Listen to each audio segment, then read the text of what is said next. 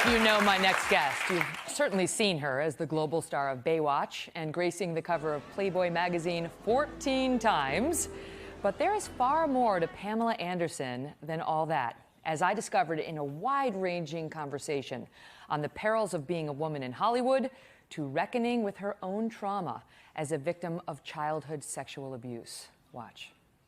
You've been open about the fact that you've had abuse in your past, and you use the word, I felt embarrassed. Mm-hmm.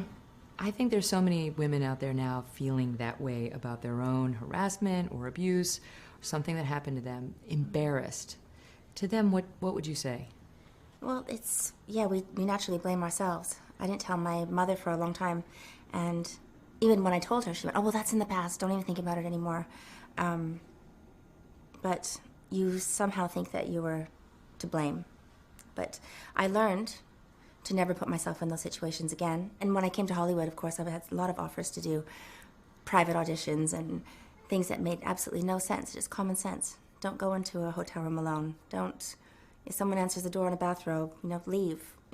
There's these things that are common sense, but I know Hollywood is very seductive and the people want to be famous, and sometimes you think you're going to be safe and with an adult in the room, or I don't know where this security comes from, but somehow I dodged it all. I've been offered lots of things, a condo and a Porsche to be someone's number one girl, and I just naively said, well, there must be number two then, so I'm not interested.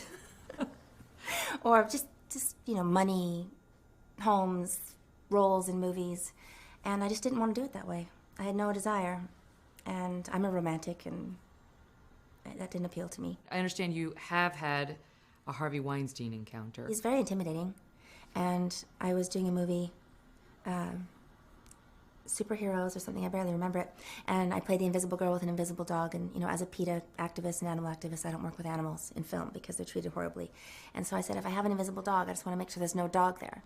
And I can't do the film if there's going to be a dog in the film. And that was it. And then he called and said, you little, you're so lucky that I put you in a film, and you're Pamela Anderson, you don't deserve anything. If you don't do this, you'll never work in this town again, and this whole thing. And I was like, never in my life have been talked about. And I've had some really bad boyfriends, and I've never been talked to this way.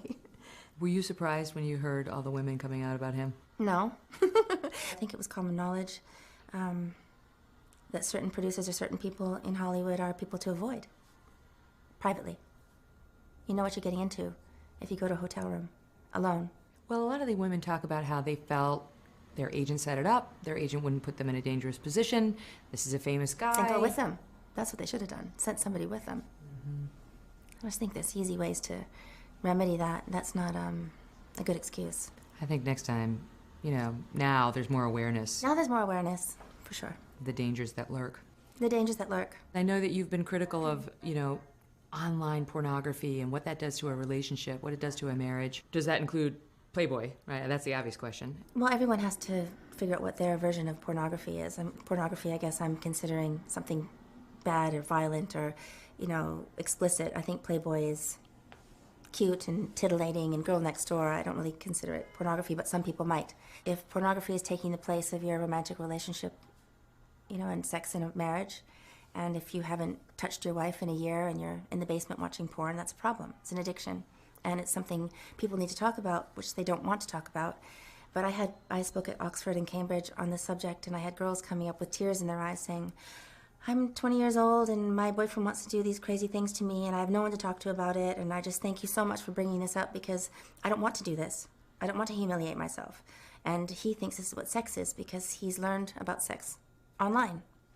And that's not what love looks like. I've heard you describe yourself as a sex kitten, and you enjoy that role, and you've been on the cover of Playboy 14 times. Is it hard for you to be a serious messenger? Do people diminish you because you've owned your sexuality and sensuality in that way?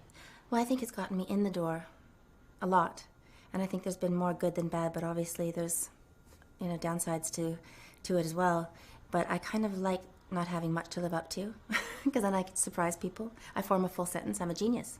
It's amazing. So, and I've kind of used it to my advantage. And, we use all we are, and I love feeling sexy and being a woman. You're able to be sexy, you're able to be a good mother. It doesn't mean you're a bad mother if you're covered in glitter and just got back from Vegas, a Vegas show. You know, it's all part of us. And tomorrow, part 2 of my interview with Pamela Anderson on her ex-husband, Tommy Lee, how she found the strength to walk away from an abusive marriage, about her visits to the Kremlin, and the special relationship she has formed with WikiLeaks founder Julian Assange.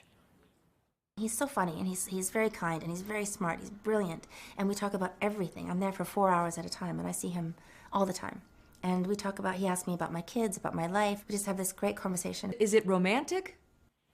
Mm-hmm. Can you imagine being Julian Assange in the Ecuadorian embassy in London and Pamela Anderson walks in for a 4-hour visit? You're like, thank God.